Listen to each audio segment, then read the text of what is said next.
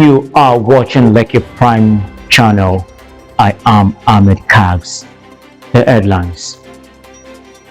Power sector biggest scam in Nigeria. Ajah NLC presidents. Lagos demolishes illegal estates in massive master plan crackdown.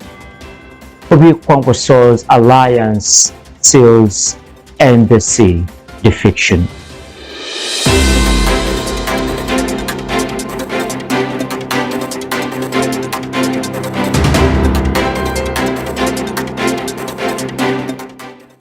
Now the news in details. The president of the Nigerian Labour Congress NLC, Joe Ajah, has strongly criticized the privatization of Nigeria's power sector, labeling it a ground deception and the biggest scam in the country. Speaking at an electricity union conference, Ajah pointed out that more than a decade after the unbundling and sale of the Power Holding Company of Nigeria (PHCN) in 2013, electricity generation remains completely stagnant. It still hovers between 4,000 to 5,000 megawatts, which is virtually the same level recorded before the private companies took over. Despite the country's growing population and industrial needs, he argued that the privatization exercise amounted to a fraudulent transfer of public wealth into the hands of a few speculators who lacked both the technical expertise and the financial backbone to manage the nation's electricity assets. According to the NLC president, these investors did not bring in foreign capital but instead borrowed heavily from local Nigerian banks, which drained domestic credit, contributed to the depreciation of the naira, and left Nigeria workers bearing the burden through outrageous electricity tariffs.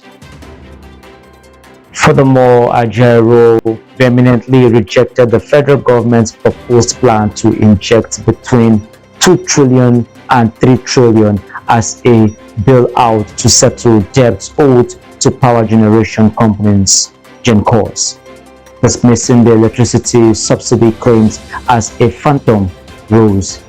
He asserted that there is no justification for using public funds to bail out private firms that have continuously failed to deliver stable electricity, warning that the persistent national grid collapses and raising costs have plunged households and industries into deeper energy poverty.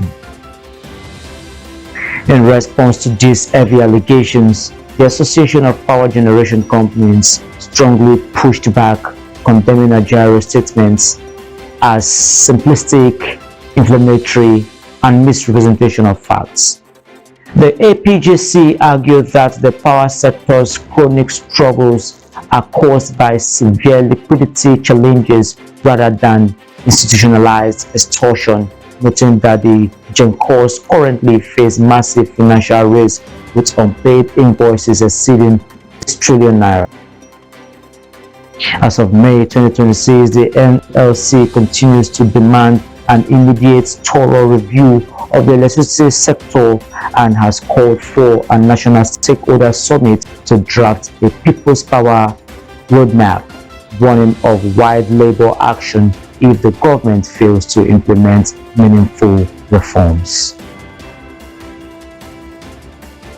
The Lagos state government has intensified its enforcement crackdown along the Lekki, Ajah and Lekki axis, sealing and demolishing several residential structures within unauthorized estates. The primary problem stems from developers erecting massive real estate projects that encroached on vital drainage setbacks, right-of-way zones and high-tension lines, as well as operating completely without statutory building permits or layout approval. This unregulated expansion has severely compromised public safety, worsened seasonal flooding, and distorted the city's urban master plan. The root cause of the crisis is identified as persistent non-compliance by developers who ignored multiple stop work orders and failed to regularize their documentation despite grace period and public ultimatum issued by the Ministry of Physical Planning and Urban Development. To resolve the issue, the government is actively removing non-compliant buildings to restore the area's environmental balance and protect public infrastructure. Authorities have stated that developers must secure mandatory layout approval for large parcels of land before breaking ground, while prospective property buyers are urged to perform rigorous due diligence with state planning agencies to verify the legal state of investment before purchase. The political landscape ahead of the 2027 general election has experienced a major shift following the formal defection of Peter Obi and Senator Rabiu Musa Kwankwaso to the Nigerian Democratic Congress (NDC).